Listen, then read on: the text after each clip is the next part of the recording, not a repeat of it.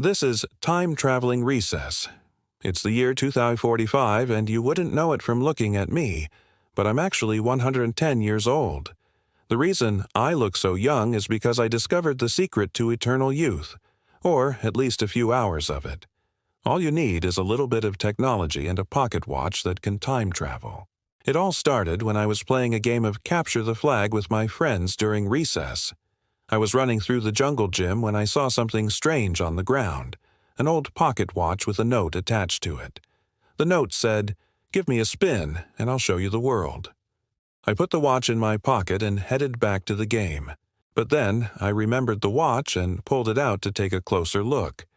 It had Roman numerals instead of Arabic ones, and when I turned it over, there was a tiny arrow pointing to the North Star.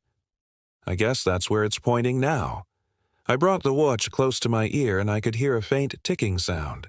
Then it started to spin. Before I knew it, the jungle gym was gone and I was standing in a dark, unfamiliar forest. Then I heard a twig snap, and I turned around to see a woolly mammoth lumbering toward me. I ran as fast as I could, but I couldn't shake the feeling that I was being watched. Suddenly, I tripped and fell. I looked back and saw a man wearing a loincloth.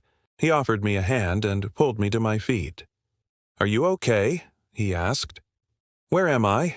What year is it?" I replied. "You are in the year 2000 BC, and I am 10,000 years old," he said. "How old?" I asked. "You are 10,000 years old. How are you so young?" I explained that I had traveled here from the future and showed him the watch. His eyes widened in surprise. "This is amazing. Do you think we could go back in time?" he asked. I wasn't sure if the watch could do that, but I didn't want to disappoint him, so I said, "Of course." I gave the watch a spin, and we were off. We landed in ancient Egypt, and I got separated from my friend.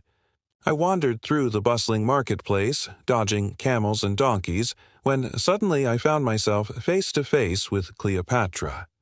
She invited me to her palace, but I politely declined, explaining that I had to get back to my own time. She understood and even gave me a souvenir to remember my visit. I took the watch out of my pocket and spun it. This time it landed in the middle of the Cretaceous period. I was walking through the jungle, dodging dinosaurs, when I came across a clearing. In the middle of the clearing was a small hut, and I cautiously approached it. An old woman came to the door and I introduced myself and explained my situation.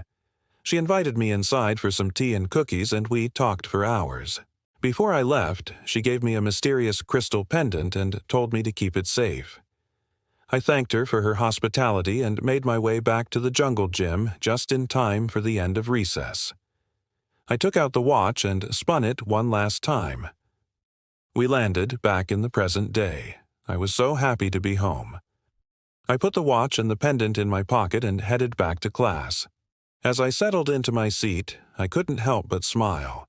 I may be 110 years old, but thanks to my new friends from the past, I'll never forget the day I spent a few hours in every era of human history. The end.